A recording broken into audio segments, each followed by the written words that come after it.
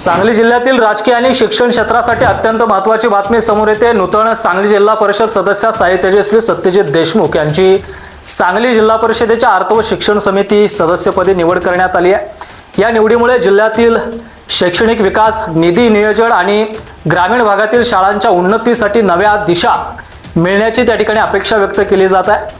अर्थ व शिक्षण समिती ही जिल्हा परिषदेतील अत्यंत महत्त्वाची समिती त्या ठिकाणी मानली जाते।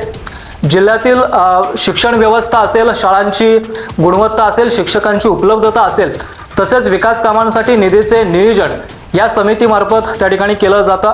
साई तेजस्वी देशमुख या शिराळा विधानसभा मतदारसंघाचे आमदार सत्यजित देशमुख यांच्या कन्या आहेत। त्या सामाजिक जनसंपर्काच्या माध्यमातून सातत्याने सक्रिय सहभाग त्यांचा राहिलेला आहे। त्यांच्या निवडीमुळे स्थानिक नागरिक असतील, शिक्षक वर्ग, युवा कार्यकर्त्यांमध्ये आनंदाचं वातावरण निर्माण झालंय।